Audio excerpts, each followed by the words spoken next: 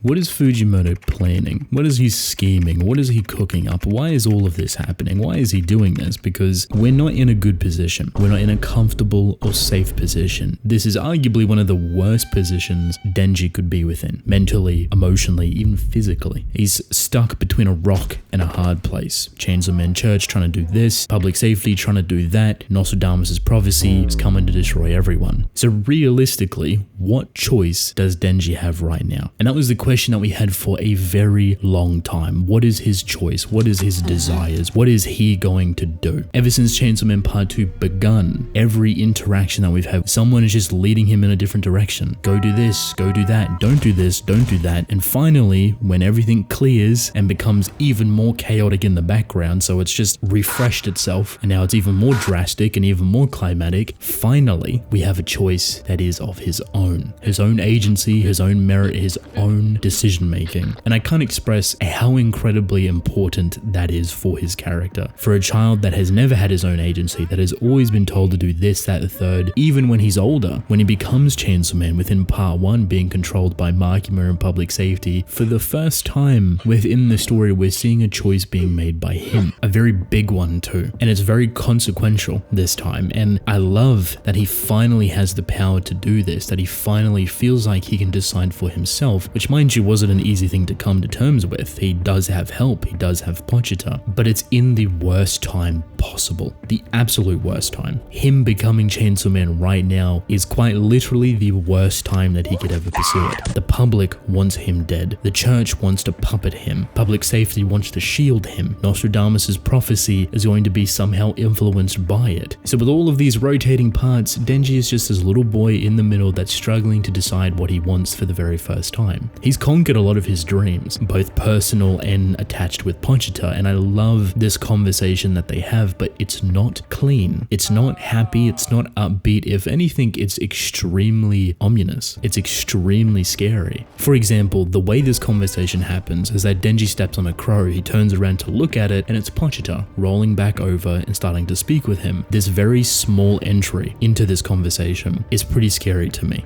That crow can represent a multitude of different things. Death itself, Makima, Chainsaw Man being an amalgamation of other people controlling him. Him stepping on it can be a sign that his death is just around the corner, you name it. And it doesn't help that before that, what leads into it is Denji reflecting on the fact that he's happy with his life, that he doesn't need Chainsaw Man anymore, that he's happy with Naruto and this simplicity that he's built. But that has never been true. He's been forced to believe this. He's been manipulated to believe this. And I've talked about this time and time again, pretty much since Part 2 started. Chainsaw Man is Denji. It's a part of him. It's something that he loves and enjoys to do, and it's reflected in his whole seek of approval. He wants to be recognized as Chainsaw Man. He wants to be applauded and celebrated as being Chainsaw Man. So for him to say he doesn't want to be it anymore, he doesn't need it anymore because he's happy, is just not true. It's not his thoughts. It's everyone else putting this idea within his head as it is what they think is the best thing for him.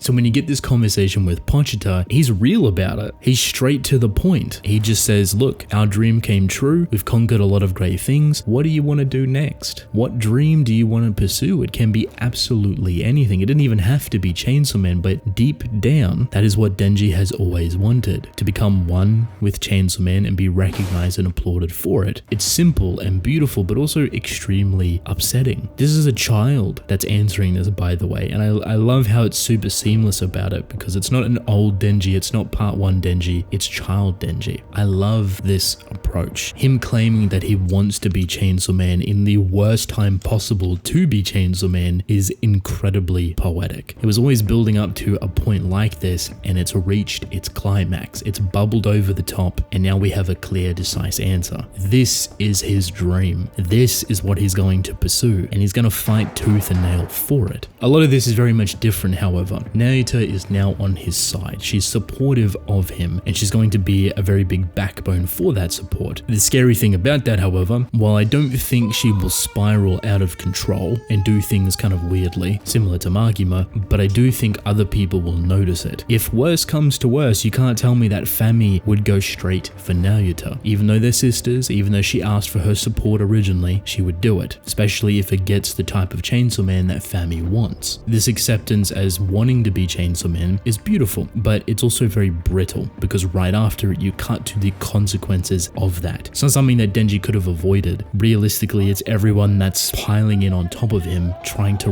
rip Chainsaw Man out forcefully, trying to control it. Their house is on fire. The pets, Meowie, Power's cat, the dogs, everything that Denji has built, his life, his home, his safety, his environment, with Naruto as well, is currently up in flames. And they're both speechless. They're shocked. That's theirs. That's their nest. No more. Gone. Purposefully too, because the person that has obviously started this whole situation is none other than Barum. This to me is the start of the fall. Like right now, we can't mentally put Denji anywhere because he's just watched everything that he's worked so tirelessly for go up in flames. And now hear me out. Even if he wanted to have a simple life, even if he didn't want to be Chainsaw Man, right, by choice, now he doesn't have it. That choice has been taken away from him. His simple life is no more. His home is quite literally a representation of that simple life where he doesn't have to be Chainsaw Man. It's been forcefully taken away from him. He has no other choice than to be it now. So even though his decision to personally pursue it is one thing, that at the other end that's met him in the middle is the other choice being taken away forcefully and extremely destructively as well. He's watching his house get obliterated by the people that's trying to control him. There's a moment within here where you kind of, at least for me, slightly see Denji about to lose it. For the first time within the story, you're about to see him rage out of control and actually have an agenda against the person he's fighting. This is anger. This is something that we don't see often from Denji because he's so expressionless about it. He internalizes everything. He gets caught up in his head. He's very emotional, the boy. So he's dealing with all of these things as best as he can with no real outlet. And you could argue that his only outlet was being Chainsaw Man. It's why he has fun with it. He can escape. He can let out all of his frustrations and do what he wants without any real repercussions. That got taken away from him, and even now it's filled to the brim with repercussions. He almost changed. He almost pulled that ripcord. He almost devoured Barum right in front of him, and that's what Barum wants. That's what Fami wants. They want this anger to drive Chainsaw Man forward. Luckily for Barum's sake, public safety, shoot him. They actually save Denji before he gets the change. Calm before the storm. They're just slowing the inevitable. Denji will at some point change, and the more that gets taken away from him, the more that anger will bubble. The more it will rise, the more it will manifest into his transformation, and you will see him fight with a very different purpose. For me, the bigger picture to all of this is that they're all playing a very fragile game. They're all trying to do this and do that for Denji without even recognizing him being a human or him having his own decision-making abilities, right? So when finally he makes his own decision, when he potentially is about to transform, you're not going to create someone that's going to be easy to control. Let me just remind all of you that Makima had a hard time controlling Denji. The first is that she put so much stuff in motion so then she could take it all away. That was the point, to build up Denji's life, his happiness, and little by little take it all away from him. While it definitely worked, what it spawned was something that she couldn't control. A state of Denji that was fueled by Pochita that just could not be controlled. This is the hero of hell. This is something that she didn't stand a chance against. As of right now, we're moving towards that very, very rapidly, but the situation incredibly different. Instead of being manipulated from the inside from someone being close to him, all of these different counterparts on the outside are closing in on him, taking all of these options away one by one. The last remaining thing, I should say two last remaining things, probably be more accurate, is Asa Mitaka and Naruto. He's on the edge. Barum wants it to happen, but they're not going to be able to control him. The next chapter is going to be a pretty big deciding factor on where Denji goes. Does he transform to fight the Whip Devil that has just shown up? You now have two hybrids in front of him. He has to protect Fumiko, because yes, he is somewhat connected with her, and he has to protect Naruto, so you best believe he's going to stand on his business. He's going to fight. Unless Asa Mitaka comes in and saves the day, which is kind of odd because War wants to fight Denji as well, they might oddly align with each other. They're both in the same predicament. They both don't have a home. They both don't have anywhere to go or people to rely on. I wouldn't be surprised if Fumiko gets outed from public safety at this point. Someone that was hired to protect Denji is now on the run with him. It is undoubtedly a crazy situation. There's so much going on here, and it's just a beautifully told chapter. Such incredible artistry, beautiful kind of suffocating moments that jump between panel to panel, and just the way Fujimoto carries his conversation is always so entertaining. Just go and read Denji's face, go look at Pochita, Fumiko, anyone really. They're so expressionable. It's kind of hard because you feel for Denji. The man's been through a lot. He's still only a boy and he's reaching his limit. That anger is coming. It's on its way, and I think he'll put it to good use. If it comes to protecting his own, protecting what he wants, and using Chainsaw Man to be able to do it, he will 100% utilize it. That's all I got. I'd love to hear all of your thoughts. I'll see you all later.